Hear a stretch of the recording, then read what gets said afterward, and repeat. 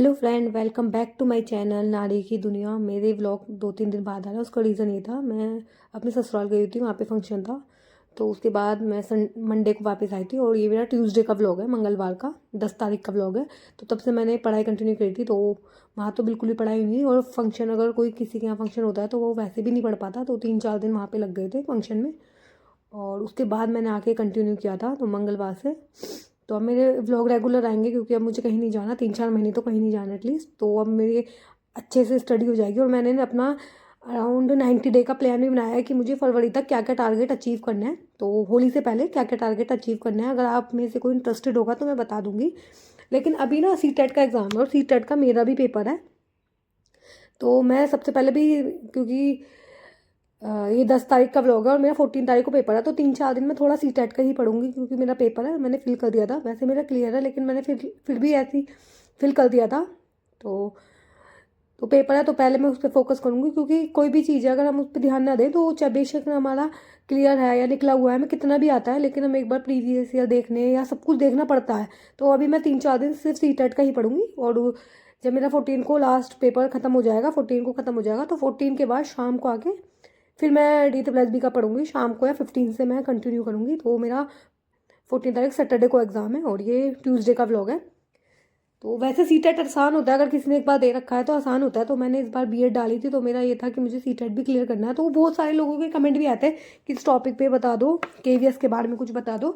तो देखो, सी-टेट खत्म हो जाएगा, जैसे ही सी-टेट खत्म होगा 14 तारीख को, 15 या 16 में मैं आपको जो भी टॉपिक है रिगार्डिंग के.वी.एस के, जो सी.डी.पी के रिगार्ड, किसी ने पूछा था सी.डी.पी के नोट्स आगे दिखा दो, तो मैं सब कुछ शेयर कर दूंगी। अभी भी वो नोट्स रखे हुए हैं, तो मैं उन्हें पढ़ नहीं रही।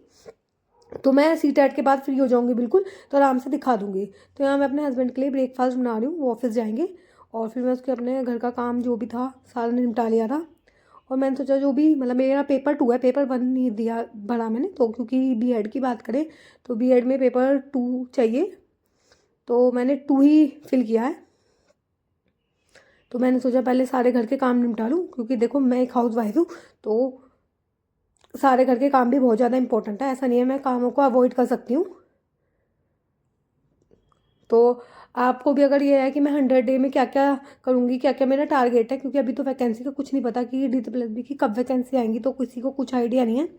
तो आप बताना मैंने क्या क्या टारगेट लिया है, तो मैं बता दूंगी, मैं शेयर कर दूंगी किसी वीडियो में। मतलब होली तक का मेरा टारगेट है, क्योंकि होली तक वैकेंसी आएंगी नहीं, और होली तक मैं भी, मतलब अभी कहीं नहीं जाना, अपने घर भी नहीं जाना होली तक। तो होली तक तो मैं यहीं हूँ, तो होली तक के लिए मैंने टारगेट, और बीच में कोई फंक्शन भी नहीं है और बीच में कोई फेस्टिवल भी नहीं है, तो मुझे कहीं जाना भी नहीं है। तो मैंने होली तक का टारगेट लिया है कि क्या क्या मुझे डी++ के लिए आगे करना है, मैक्सिमम क्या क्या। 3-4 दिन तो मैं सी-टेट के रिगार्डिंग ही पढ़ूंगी। तो यहाँ मैं फर्स्ट स्टडीज लोड करने आ गई हूँ, सारा घर का काम निपटा के। और यहाँ ना मैं धूप में आके बैठ गई हूँ, क्योंकि हमारे यहाँ पे धूप मॉर्निंग के टाइम पे ही आती है, 9:30 से अराउंड 9:30 के बाद 11-12 बजे तक की धूप निकलती है इधर की साइड, फिर छाँव आ जाती है। तो मैंने सोचा थोड़ी, मतलब धूप भी ज़रूरी है, तो मैं बाहर आके बैठ गई थी पढ़ने। और यहाँ मैं पेपर 2 का साइंस का सेक्शन पढ़ रही हूँ। मतलब सी-डी.पी में नहीं पढ़ूंगी, सी-डी.पी मुझे अच्छे से आती है। वैसे मैंने, किसी ने मेरे प्रीवियस व्लॉग देखा होगा, मैंने सी-टेट का टेस्ट भी लगाया था, टेस्ट में मेरे 111 नंबर थे, दूसरे में 94 थे। पर फिर भी मैं, अगर ये मैं सोचूं कि हाँ 90 नंबर तो आ ही जाएंगे, मैं पास हो जाऊंगी, मतलब एक गलत अप्रोच है। मुझे ऐसा लगता है अगर हमारे सामने हमें टारगेट दिख रहा है, मेरे पे 4-5 दिन जो भी है, तो मैं उसके लिए पढ़ूंगी। क्या पता पेपर हार्ड आ जाए, कुछ भी XYZ हो सकता है। तो मतलब मेरे बेशक, हाँ मुझे लगता है कि 90+ तो आ ही जाएंगे, तो लेकिन फिर भी अगर मैं सोचूं कि मैं नहीं पढ़ूं, हो जाएगा, तो मतलब ऐसे नहीं होता। मुझे ऐसा, मतलब अंदर मन नहीं मानता कि एक बार बिना पेपर दिए मत पा वो। तो अगर देखो, अगर मतलब बहुत सारे लोग कहते हैं भाई उनके बहुत बड़े बड़े सपने हैं, और तुम अपने नोट्स दिखा दो, तुम वो कर दो, तो देखो अगर सपने तुम्हारे हैं तो सपने पूरे भी तुम्हें ही करने पड़ेंगे, कोई और नहीं आएगा तुम्हारे सपने पूरे करने के लिए। तुमने एक लाइन तो सबने सुनी होगी, ज्यादा सपने मत पालो। तो हम क्या पालते हैं, अपने बच्चे पालते हैं। बच्चे कौन पालता है, अगर किसी के बेबी होंगे तो माँ बाप ही अपने बच्चे पालते हैं। तो सपने भी तुम्हें खुद ही पालने पड़ेंगे।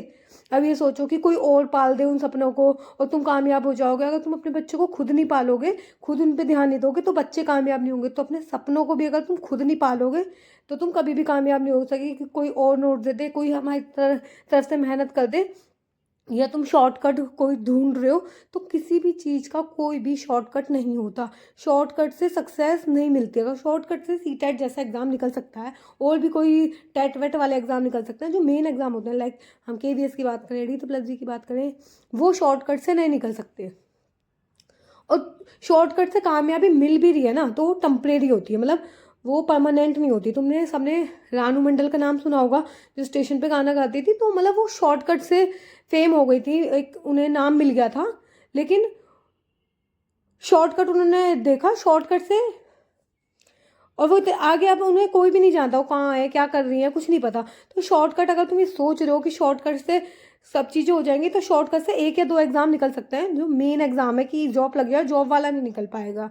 तो यहाँ फिर मैं अंदर आ गई थी क्योंकि धूप चली गई थी, तो मैं सेकंड स्टडी स्टार्ट करी। और मैं ये जो साइंस की मैराथन देख रही हूँ, जब कोई यूँ कहेगा साइंस की मैराथन देख रहे हो, भाई मेरी साइंस कंप्लीट है, तो मुझे सिर्फ बायोलॉजी के सेक्शन का देखना था। फिर मैंने सोचा चलो बायोलॉजी, फिजिक्स और मैथ की सारी की एक साथ देख लेते हैं। तो मैंने 2 ही देखी थी आज, फिजिक्स और केमिस्ट्री की, ये लगभग 2.5 घंटे की थी। तो मैंने 2x की स्पीड पे करके देखी थी। उसका रीज़न था, मुझे बहुत सारी चीज़ पता थी, तो जो मुझे चीज़ पता थी वो मैंने नोट डाउन नहीं करी, और जो जो मुझे पता नहीं थी वो मैंने नोट डाउन कर ली कि हाँ मैं कन्फ्यूज़ हूँ। तो मैंने दोनों ही वीडियो देख ली थी, और ये मैंने जो वीडियो थी मेरी लगभग 3 घंटे से पहले हो गई थी, क्योंकि मैंने 2x की स्पीड पे करके देखी थी, और बहुत सारी चीज़ें मैंने नोट डाउन नहीं करी। जैसे मुझे किसी क्वेश्चन का आंसर पता था, तो मैंने, क्योंकि इन्होंने मैम ने क्वेश्चन भी सॉल्व करवाए थे, और ये कोई अगर सीटेट दे रहा होगा, प्यूपल टीचर एक चैनल है, तो वो मैम पढ़ा रही थी, तो मैंने उनकी वीडियो देखी, और मुझे, मैं उनसे रिलेट कर पा रही थी, काफ़ी अच्छे से उन्होंने समझाया। तो मैंने फिजिक्स और केमिस्ट्री दोनों की एक एक वीडियो देख ली थी, और मेरी बायोलॉजी की रह रही है, तो एक बार देख लूँगी। पेपर तो है 14 को है, और मेरा कहाँ पे है ये अभी मुझे पता नहीं चला, मतलब दिल्ली में एग्जैक्ट कहाँ पे है, तो सैटरडे को है। तो आपका बताना किसी का भी सीटेट का एग्ज़ाम हो तो। और अगर आप देखो ये सोच रहे हो कि शॉर्टकट से करोड़पति बन जाएंगे, तो शॉर्टकट से कुछ नहीं होता। शॉर्टकट मतलब एक टेम्परेरी बेस है, शॉर्टकट से कुछ नहीं होता। तो यहाँ पे मैं क्वेश्चंस देख रही हूँ, और मैं बाहर आ गई थी, और जब धूप से बाहर अंदर आते हैं तो मतलब बड़ी ठंड लगती है। धूप में बैठ रहे हो ठीक है, लेकिन अगर बाहर से हम अंदर आ रहे हैं ना धूप से, तो फिर ठंड सी लगने लग जाती है अंदर आके।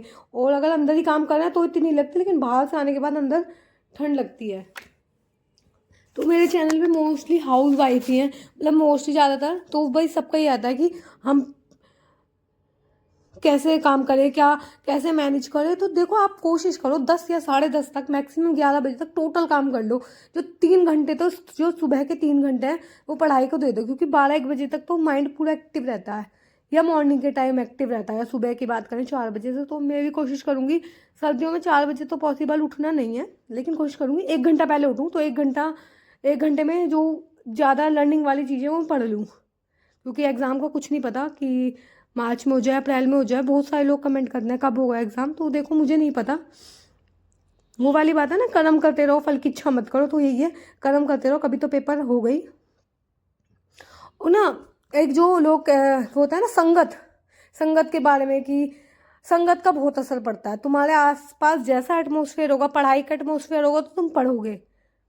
अगर तुम्हारे पास जैसा तुम्हारा एटमोसफेयर होगा वैसे ही काम करोगे। कनेक्शन का बहुत ज़्यादा इफेक्ट पड़ता है। तुमने धीरू भाई अंबानी का नाम सुना होगा ना, जब वो मात्र 100 रुपये कमाते थे, तब 5 रुपये की चाय पीने जाते थे ताज होटल में। क्यों? क्योंकि वहाँ से वो लोगों को देख सके वो क्या बातें करते हैं। जो 5 रुपये वाला बंदा चाय पी रहा है वो क्या बात कर रहा है, वो ये आज से, मतलब आप सोचोगे 5 रुपये की चाय कहीं मिलती है, आज से 60-70 साल पहले की बात है। तो उनसे कनेक्शन की, वो लोगों की कैसी थिंकिंग है, कैसा थॉट प्रोसेस है, कैसी मेंटल एटीट्यूड है।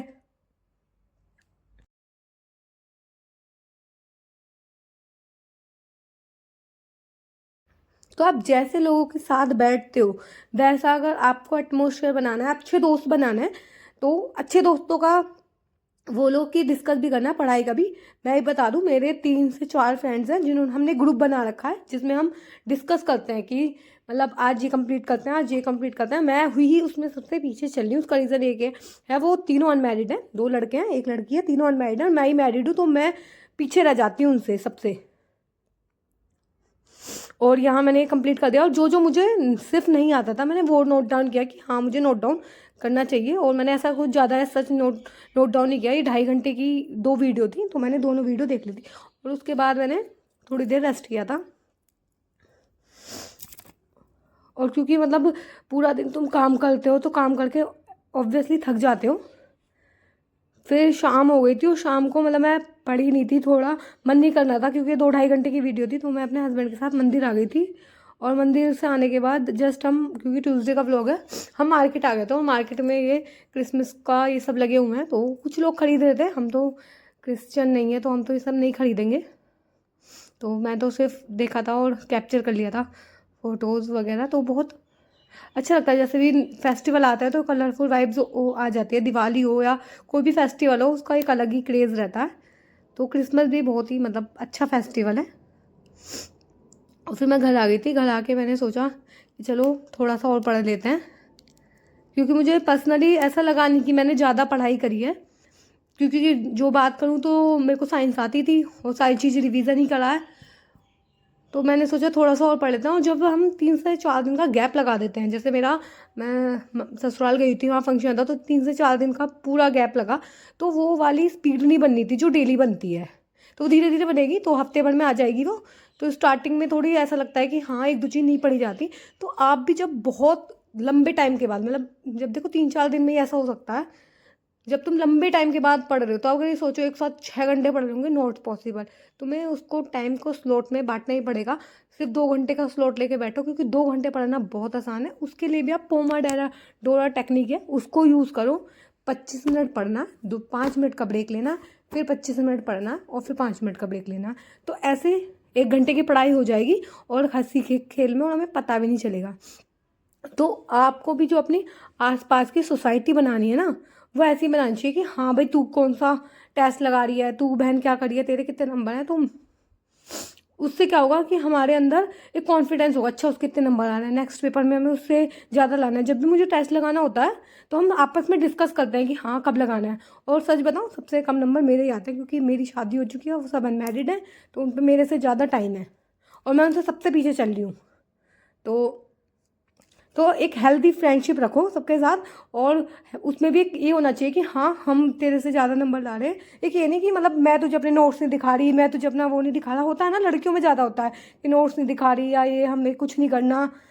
अगर ये ज़्यादा पढ़ लेगा, नहीं शेयर करो। और वैसे भी तुमने सुना ही होगा, विद्या बांटने से बढ़ती है। तो जितना तुम विद्या को बांटोगे, एक विद्या ही है जो जितनी ज़्यादा तुम दोगे वो बढ़ेगी। धन वगैरह जो भी है, संपत्ति कुछ भी किसी को दे दोगे कम हो जाएगी तुम पे, लेकिन विद्या जितना तुम किसी को पढ़ाओगे। और हम तो आपस में डिस्कस भी कर लेते हैं बहुत सारी चीज़ें। तो आप एक ऐसा ग्रुप बना लो कि मतलब, और वो ग्रुप भी ऐसा होना चाहिए कि लगभग सारे सेम ही IQ के हों। ऐसा नहीं है कि एक ऐसा ग्रुप चल रहा है, एक को कुछ नहीं आता और एक को सब कुछ आता है, तो फिर वो पीछे वाला जो होगा वो अपने आप को वो कॉन्शियस फील करेगा। तो ऐसा हेल्दी ग्रुप बनाओ कि तुम सारी चीज़ें मैनेज कर सको। एक हेल्दी ग्रुप, एक हेल्दी कंपटीशन होना चाहिए। जैसे मैं बात हूँ, हमारे ग्रुप में 4 लोग हैं, 2 लड़के हैं 2 लड़के हैं, तो हम सब मतलब लगभग इक्वल हैं।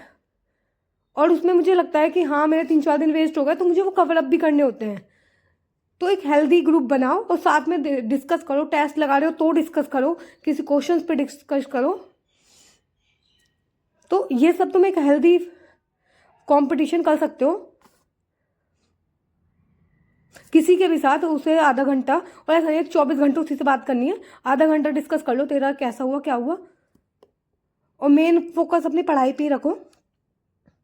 और भाई CTET के हो गए, VS के रिगार्डिंग या DT+B के रिगार्डिंग बहुत सारे क्वेश्चन आए थे। मैं CTET के पेपर के बाद बना दूंगी, क्योंकि मैं बिल्कुल फ्री हूँ। तो मतलब कोई भी वीडियो, क्योंकि वीडियो बनाना उसको एडिट करना टाइम लगता है, तो जैसे मुझे टाइम होगा। और फिर जब कहीं से हम आते हैं ना, तो आने के बाद घर के बहुत सारे काम हो जाते हैं, मतलब एक्सट्रीमली काम हो जाते हैं। तो ये मेरा लास्ट स्टडी स्लॉट भी कंप्लीट हो गया था।